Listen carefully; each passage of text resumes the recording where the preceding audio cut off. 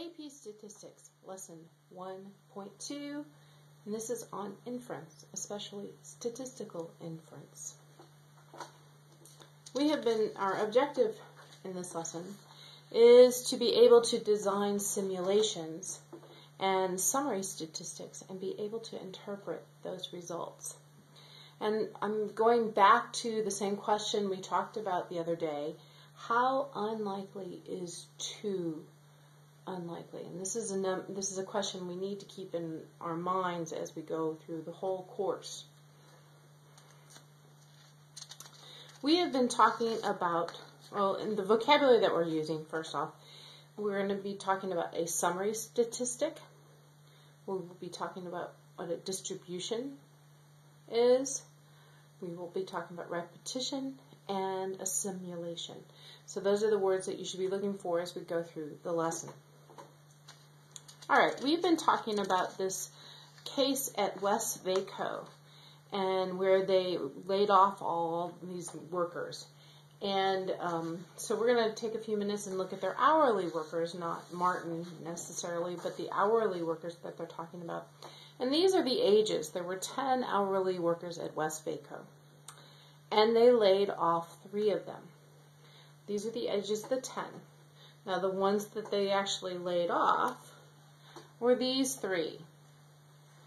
They were 55, 55, and 64. Now, we are trying to determine whether or not West Vaco was using age discrimination when they determined who to lay off. And these are in order, so it definitely looks like the ones that were the oldest basically got laid off.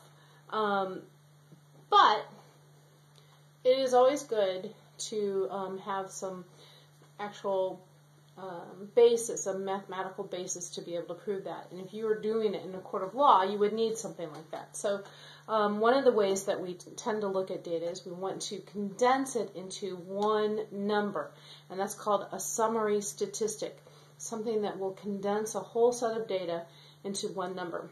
And one very commonly used summary statistic is the mean, or the average. So an example in this case would be a mean or average.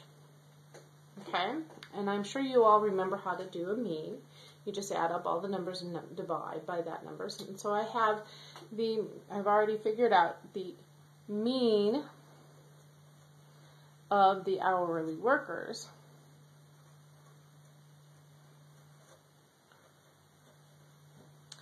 was, I've got it in my calculator here, if I can turn it on. I have it here, and if you can see that, I'm hoping. The mean was, I just added all the edges up and divided by 10, 46.4.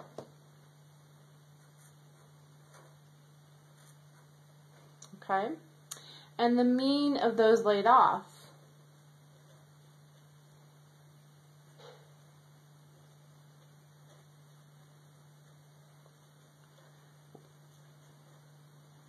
was 58. And you can see that this is a much higher. I mean, it's over 10 years older. So definitely there's a discrepancy there. However, if you notice, 10 workers, that's not, I mean, we're just basing it off of 10 people. It would be really easy to, you would think, okay, what is the average? What is the probability of just picking those 3 out of a hat and coming up with a mean age that high of 58, if we're using that as our summary statistic? So what we can do is come up with a simulation, and a simulation would be able to show how likely it is that we would just by chance pick those 3 workers. This is very similar to what we were doing in class the other day with the pennies, and we were trying to come up and decide whether our penny was fair. Remember, we had 19 heads and 1 tail, and how likely is that? So I'm going to look at the simulation there. I also want you to think about that. as we go through this. How do you come up with a simulation? Well, there are 4 key elements. The first one is the model. You need to set up some kind of model or experiment, you might say, where chance is the only factor, not the height that you do your penny, or whether you flip it always face up or face down. It's got to be chance is the only element that's going to be different. So that is the first thing you do. You set up a model where chance is the only factor. Now for our ages, you might do something where you take all the ages, put them in a box, and pick out 3 and see what the average of those 3 are. The next thing you need is repetition. Now most of us the other day with our pennies did really well on the model, but we didn't repeat it often enough. And I don't mean just once or twice. I mean more like 20, 40, 50 times. You need to have enough repetition so you really begin to see whether that is going to be your summary statistic, and whether that's going to be it. Then you need to look at the distribution. So then you're going to find your summary statistic. So for our Westvaco data, it would be the mean of the 3 people you choose randomly each time. Each time you would choose 3, find the mean. Choose 3, find the mean. For our pennies, it's probably the sum of the heads for that 20 flips. So we'd flip it 20 times, count the number of heads. Flip the coin 20 times, count the number of heads. And the number of heads becomes our summary statistic that we would show in our distribution. And then by looking at the distribution, we would come up with a conclusion. Okay? Now we will do one of these in class, so you'll be able to see it. But for right now, I just wanted you to get the general idea of what is going to happen. And I am also going to show you how to do a simulation on the calculator. Okay? Here's my TI-84, and what we're going to do is we are going to do a simulation like the pennies. Okay? The first thing you need to do, whoops, turned off, let's turn it back on, is clear all your data. So not just hit the clear button, which just clears that screen, but we also need to make sure that there's no data left in from whoever was using it last or who was playing around with it. So what we do is we go second, and down here to catalog. Remember, second goes with the little blue, so second, catalog. And this lists lots of things that the calculator does alphabetically. And we just scroll down, and it's a little ways, to clear all lists, right here. Clear all lists, and hit enter. And then we also have to hit enter again, and it'll tell us it's done. So that means that any data that was in our computer before is now gone. Now don't do that if there's data you want to save. But in this case, we want to start with a clear list. Okay? So that's all done. Now, and the second thing we're going to do is we're going to go to list 1. I'm going to show you where list 1 is. If you hit stat, it's going to have edit, and hit or 1. And this is where we have our lists. We have list 1, list 2, list 3. Okay? And we are going to just hit a sequence from 1 to 20. So we know that we have 20 heads or tails.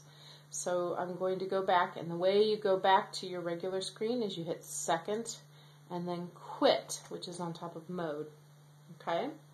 And now I'm going to do a sequence. Now you could have done just 1, 2, 3 and gone like that on the list, that's fine.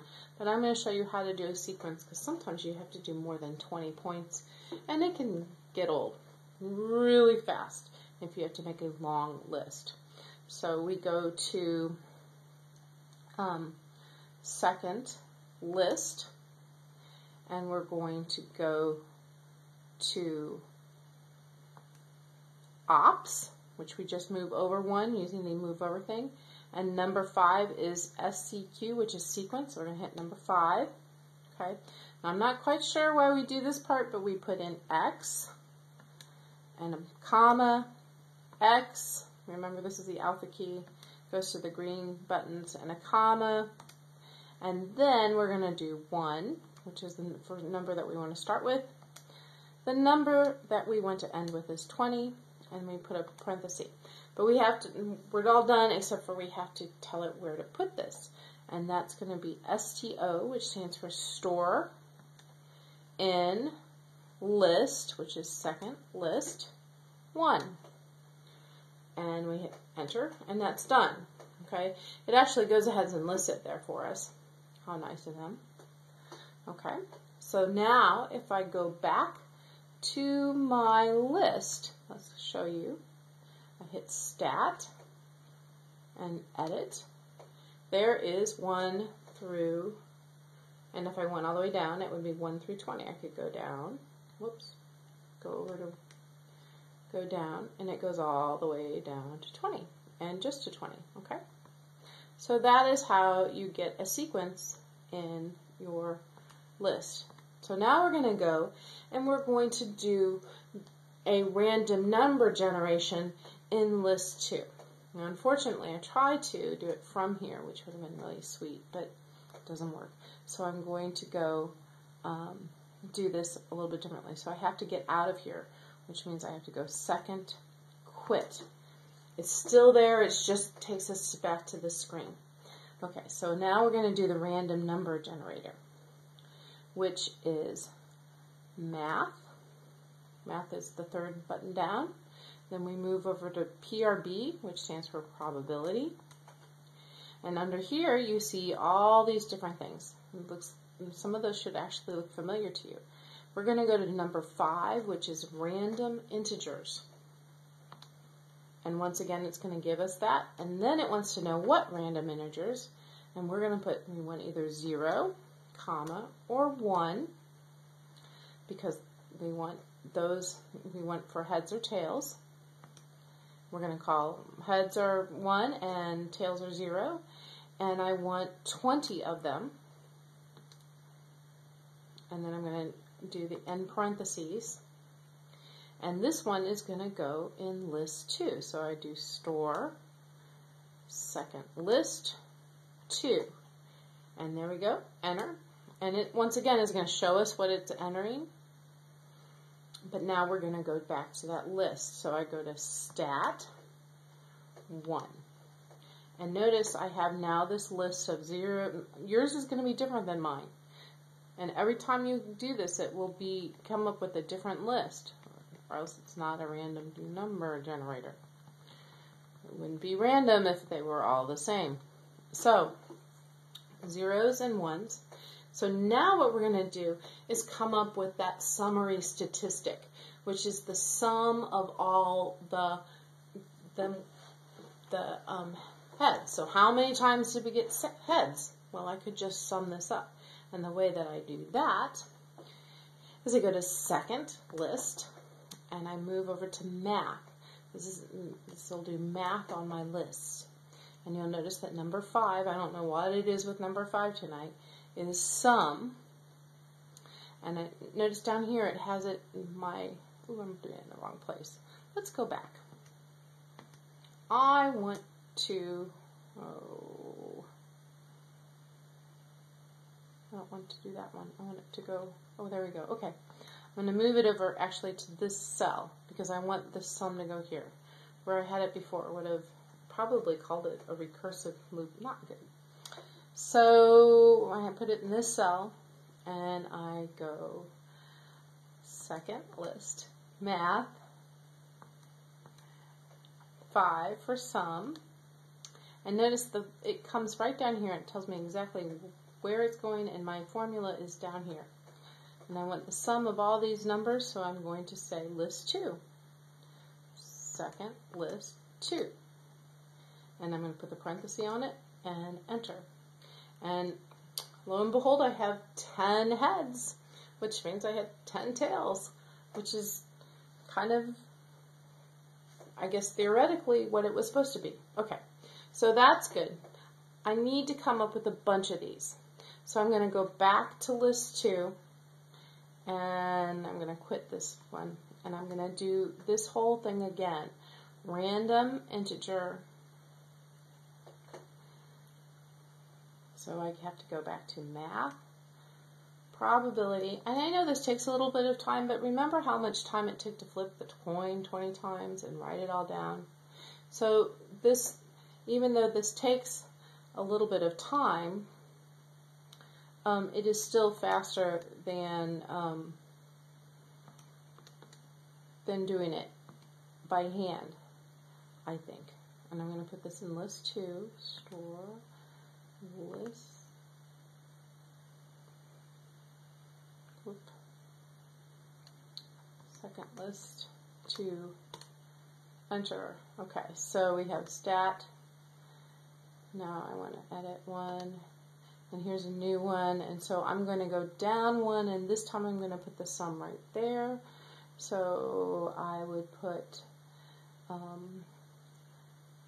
list math, sum, list 3, parenthesis, enter. Oh, I got 10 again. That's weird. I did this before and I had 8 and 14, so it doesn't always come up. But anyway, so you're seeing how I'm doing this. I would do it at least 10 times to see what actual distribution you have. And we might do that in class, or we might do the one for the Westvaco. Either way, that's what a simulation is. And the thing is that once you're done with it, making that conclusion, if the probability, if you don't ever get that outcome when you are pulling the cards from a hat or you're flipping a coin, that means that it's probably, if it's probably not going to happen, then there's probably another explanation for it. And it's not just chance. See you in class.